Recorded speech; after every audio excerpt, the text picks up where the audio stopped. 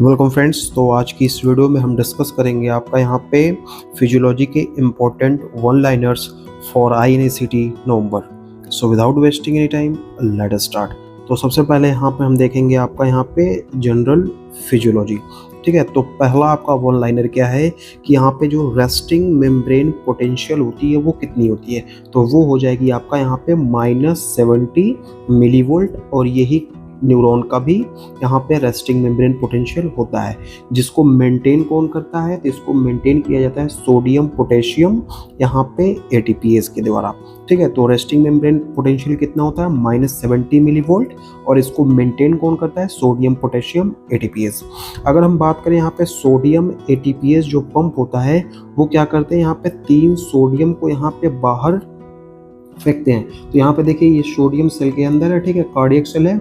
यहाँ से ये क्या करते हैं, यहाँ पे 3 सोडियम को यहाँ पे इन्होंने क्या किया, यहाँ पे बाहर इजेक्ट किया, और 2 सोडियम को क्या करते हैं यहाँ पे इन, मतलब जो है 2 सोडियम क्या होते हैं यहाँ पे बाहर से अंदर आते हैं बाय यूजिंग यहाँ पे एक ATP का यूज करके। 3 सोडियम बाहर जाता है, 2 सोडियम यहाँ पे सेल के अंदर आता है। ठीक है, देन आफ्टर हम बात करेंगे यहाँ पे प्राइमरी एक्टिव ट्रांसपोर्ट यूजेस यहाँ पे ATP डायरेक्टली, वेयर एज अगर हम बात करें सेकेंडरी एक्टिव ट्रांसपोर्ट तो ये यूज करता है यहाँ पे आयन ग्रेडियंट। ठीक है, देन नॉर्मल बॉडी ऑस्मोलरिटी की अगर हम बात करें तो ये कितना होता है आपका, नियर अबाउट यहाँ पे 290 ऑस्मोल पर यहाँ पे लीटर। ये क्या है, नॉर्मल बॉडी का ऑस्मोलरिटी होती है। देन आफ्टर हम बात करेंगे आपका यहाँ पे जो एक्स्ट्रा सेलुलर यहाँ पे फ्लूइड का वॉल्यूम होता है, इस मेनली रेगुलेटेड बाय किसके द्वारा होता है, तो ये आपका जो सोडियम कंसंट्रेशन है उसके थ्रू क्या करता है, ये रेगुलेट होता है। देन आफ्टर हम बात करें यहाँ पे plasma protein mainly synthesised by liver. तो जो प्लाज्मा प्रोटीन है वो किसके द्वारा सिंथेसाइज होता है, यहाँ पे लिवर। एक्सेप्ट क्या है, यहाँ पे जो IG है ये किसके द्वारा सीक्रेट होता है, ये होता है आपका प्लाज्मा सेल के द्वारा। देन यहाँ पे स्टर्लिंग फोर्स की अगर हम बात करें तो ये रेगुलेट करता है किसको, यहाँ पे कैपिलरी फ्लूइड के यहाँ पे एक्सचेंज को। देन एडिमा की अगर हम बात करें तो एडिमा का मतलब होता है नॉर्मली स्वेलिंग। ठीक है, अगर ड्यू टू यहाँ पे इंक्रीज कैपिलरी हाइड्रोस्टैटिक प्रेशर, जब कभी भी यहाँ पे कैपिलरी हाइड्रोस्टैटिक प्रेशर इंक्रीज होता है तो उसके वजह से जो है यहाँ पे आपको एडिमा देखने को मिलता है। या फिर जो है आपका यहाँ पे डिक्रीज यहाँ पे ऑनकोटिक प्रेशर, या तो कैपिलरी प्रेशर जो है ये हाइड्रोस्टैटिक प्रेशर इंक्रीज हो या फिर प्लाज्मा ऑनकोटिक प्रेशर डिक्रीज हो, तो इन दोनों केस में आपको क्या देखने को मिला, एडिमा, दैट इज यहाँ पे swelling. Then extracellular buffer की अगर हम बात करें तो यहाँ पे बाइकार्बोनेट क्या है, ये होता है आपका एक्स्ट्रा सेलुलर बफर। और यहाँ पे इंट्रा सेलुलर बफर की अगर हम बात करें तो ये आपका प्रोटीन और यहाँ पे फॉस्फेट हो जाएगा। देन एनायन गैप की अगर हम बात करें तो यहाँ पे नॉर्मल एनायन गैप कितना होता है, वो यहाँ पे 8 से 16 मिली इक्विवेलेंट पर लीटर जो है ये नॉर्मल एनायन गैप होता है। देन यहाँ पे हम बात करेंगे आपका यहाँ पे कार्डियोवैस्कुलर यहाँ पे फिजियोलॉजी की, तो यहाँ पे जो आपका SA नोड होता है ये क्या है, पेसमेकर ऑफ द हार्ट है, ये सबको मालूम होता है। ठीक है, अगर हम इसके रेट की बात करें तो यहाँ पे आपको यहाँ पे 70 to 80 यहाँ पे ब्रीथ पर मिनट आपको देखने को मिलेगा। फनी करंट की अगर हम बात करें तो इन ऐसे नोड कॉजेज यहाँ पे स्पॉन्टेनियस डीपोलराइजेशन।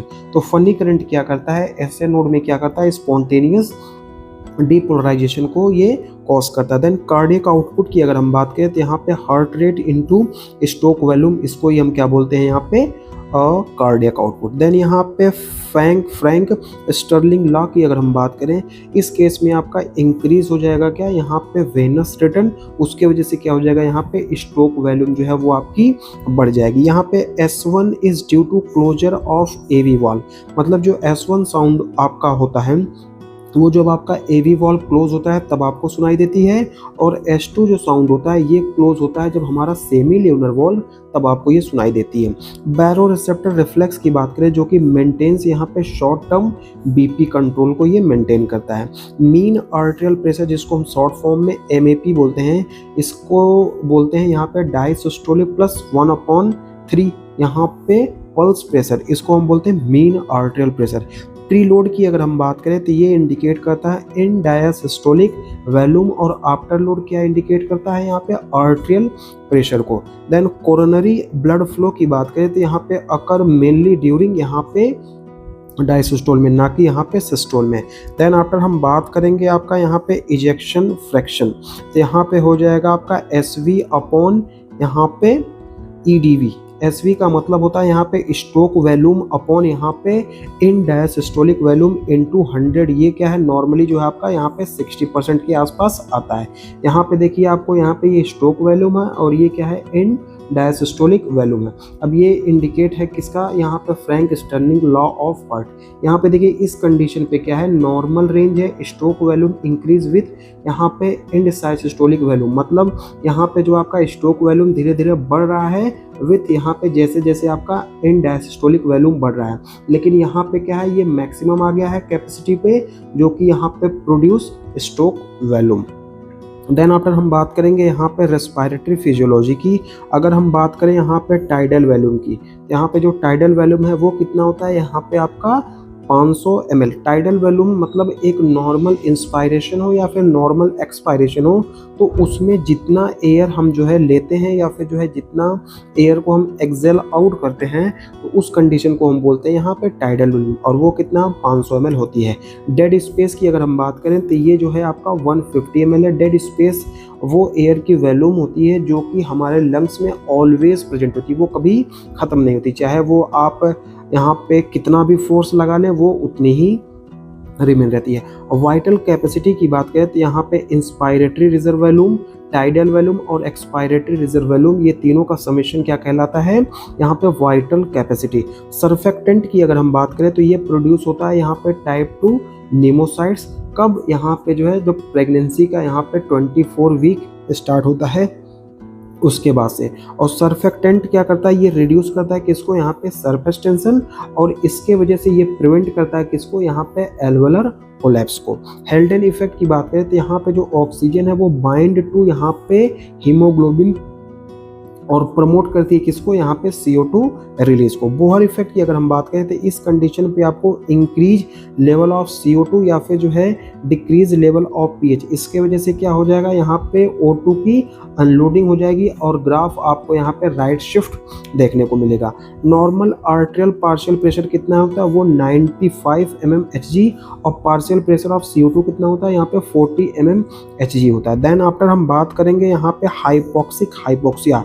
इस कंडीशन में आपको लो पार्शियल प्रेशर ऑफ O2 देखने को मिलेगा, और ये यूजुअली जो है आप हाई एल्टीट्यूड, मतलब अगर आप पहाड़ पे चढ़ाई करने गए या कुछ और काम करने गए तो उस कंडीशन में जो है आपको हाइपोक्सिक हाइपोक्सिया की कंडीशन देखने को मिलेगी। हाइपर कैप्निया की बात करें तो ये स्टिमुलेट करता है किसको, यहाँ पे सेंट्रल कीमो रिसेप्टर को। पेरिफेरल कीमो रिसेप्टर जो है वो रिस्पॉन्ड टू यहाँ पे decrease partial pressure of two, that is यहाँ पे लेस देन 60 mmHg। अब देखिए यहाँ पे आपको ये रेस्पिरेटरी वॉल्यूम का जो है आपको यहाँ पे ग्राफ दिया गया है। ये देखिए आपका, ये क्या है आपका टाइडल वॉल्यूम होती है, ठीक है, मतलब इंस्पायरेटरी टाइडल वॉल्यूम और एक्सपायरेटरी, मतलब नॉर्मल एक पर्सन जो है कितना एयर अंदर ले रहा है और कितना एयर जो है अंदर से बाहर यहाँ पे एक्सपायर कर रहा है, ठीक है, तो उसको हम बोलते हैं यहाँ पे टाइडल वॉल्यूम, जो कि होता है यहाँ पे 500 ml। उसके बाद यहाँ पे इंस्पायरेटरी रिजर्व वॉल्यूम की बात करते हैं, ये आपका 2500 ml होता है, और एक्सपायरेटरी रिजर्व वॉल्यूम कितना है, यहाँ पे 500 ml होता है। देन रेजिडुअल की अगर हम बात करें तो ये आपका हो जाएगा यहाँ पे 150 ml होता है, तो यहाँ पे 1500 दे दिया है, तो ये होता है 150 ml। उसके बाद यहाँ पे फंक्शनल रेजिडुअल कैपेसिटी की बात करें तो ये आपका 3000 ml होता है। देन यहाँ पे आपका यहाँ पे इंस्पायरेटरी कैपेसिटी कितनी होती है, यहाँ पे 3000 ml। वाइटल कैपेसिटी की अगर हम बात करें तो यहाँ पे 4500, और टोटल लंग कैपेसिटी की बात करें तो ये हो जाएगा आपका यहाँ पे 6000 ml, ठीक है। तो ये था आपका यहाँ पे लंग वॉल्यूम। देन आफ्टर हम बात करेंगे यहाँ पे न्यूरोफिजियोलॉजी की। तो पहला पॉइंट क्या है कि आपका यहाँ पे जो आपका EPSP का मतलब होता है एक्साइटेटरी पोस्ट साइनेप्टिक यहाँ पे पोटेंशियल इज ड्यू टू यहाँ पे सोडियम चैनल, और यहाँ पे इंस्पायरेटरी यहाँ पे हो जाएगा पोस्ट सिनेप्टिक पोटेंशियल, ये किसके इन्फ्लक्स से होता है, कैल्शियम। मतलब जो है आपका ये EPSP जो है ये सोडियम चैनल की वजह से, और यहाँ पे IP यहाँ पे SP जो है वो यहाँ पे क्लोराइड के इन्फ्लक्स की वजह से होता है। एक्शन पोटेंशियल की अगर हम बात करें तो यहाँ पे जो है डीपोलराइजेशन बाय यहाँ पे सोडियम के इन्फ्लक्स की वजह से, और रीपोलराइजेशन जो है पोटेशियम के इफ्लक्स की वजह से होता है। Absolute refractory period is due to यहाँ पे inactivation of sodium channel. Absolute refractory period कब होगा? जब यहाँ पे सोडियम चैनल क्या हो जाएगा, यहाँ पे इनएक्टिव हो जाएगा। सेरेबेलम की अगर हम बात करें तो ये आपका एसोसिएट करता है किसके साथ? यहाँ पे कोऑर्डिनेशन और बैलेंस के साथ। और जो हमारा बेसल गैंग्लिया है ये क्या करता है? इनिशिएशन ऑफ मूवमेंट में यहाँ पे एक इम्पॉर्टेंट रोल प्ले करता है। वर्निकेज एरिया की अगर हम बात करें तो ये आपका एसोसिएट करता है लैंग्वेज कंप्रहेंशन, और यहाँ पे जो ब्रोकाज एरिया है वो आपका स्पीच प्रोडक्शन के साथ एसोसिएट करता है। यहाँ पे CSF कौन बनाता है? यहाँ पे कोरवाइड प्लक्सस, और ये एब्जॉर्ब बाय यहाँ पे एर्केनोइड यहाँ पे विलाई के थ्रू होता है। नॉर्मल CSF प्रेशर की अगर हम बात करें तो यहाँ पे 70 to 180 mm H2O होता है। यहाँ पे सिनेप्टिक की अगर हम बात करें तो यहाँ पे सिंपैथेटिक जो नर्वस सिस्टम होता है इसको हम बोलते हैं थोरैको लंबर, और पैरासिम्पैथेटिक को हम बोलते हैं यहाँ पे क्रेनियोसैक्रल आउटफ्लो। देखिए जो अल्फा वेव होती है ये आपको रिलैक्स्ड ऑब्लिक यहाँ पे एवेक स्टेट में देखने को मिलती है, और बीटा वेव आपको यहाँ पे अलर्ट स्टेट में देखने को मिलेगी। REM स्लीप की अगर हम बात करें तो आपको ड्रीमिंग के केस में, मसल एटोनिया और रैपिड आई मूवमेंट के केस में REM स्लीप जो है वो देखने को मिलती है।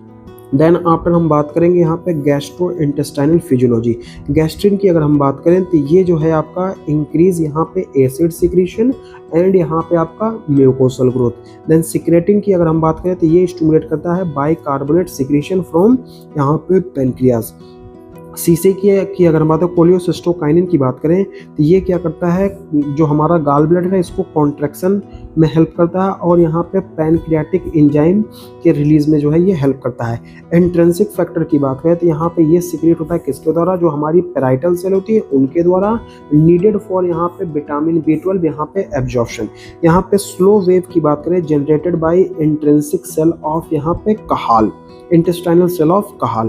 देन आफ्टर हम बात करें यहाँ पे इंटेरोगैस्ट्रिक रिफ्लेक्स, ये क्या करता है? इनहिबिट करता है किसको? यहाँ पे गैस्ट्रिक इम्पेटिंग को। Then bile salt are essential for यहाँ पे फैट एब्जॉर्प्शन, मतलब फैट एब्जॉर्प्शन के लिए आपको बाइल साल्ट की जरूरत पड़ती है। यहाँ पे मेशल फॉर्मेशन, यहाँ पे एब्जॉर्प्शन ऑफ आयन की बात करें in duodenum, vitamin B12 and bile salt in ileum. मतलब जो है एब्जॉर्प्शन ऑफ आयरन ड्यूडेनम में होता है, लेकिन विटामिन B12 और बाइल साल्ट यहाँ पे इलियम में होता है। देन रीनल फिजियोलॉजी की अगर हम बात करें तो यहाँ पे GFR यहाँ पे ग्लोमेरुलर फिल्ट्रेशन रेट ये नियर अबाउट कितना होता है? 125 ml पर मिनट, और 24 आवर में नियर अबाउट ये कितना होता है? यहाँ पे 180 यहाँ पे लीटर हो जाएगा। ठीक है, मेजर्ड बाय यहाँ पे इंसुलिन क्लियरेंस के द्वारा। और ADH यहाँ पे एंटी डायबिटिक हार्मोन जो है एक्ट करता है किस पे? कलेक्टिंग डक्ट यहाँ पे V2 रिसेप्टर टू इंक्रीज यहाँ पे वाटर रीअब्जॉर्प्शन। तो ये था आपका यहाँ पे रैपिड यहाँ पे important one liners for physiology यहाँ पे नवंबर INICET के लिए। होप आपको ये वीडियो अच्छी लगी हो। Thank you for watching, keep supporting and have a great day.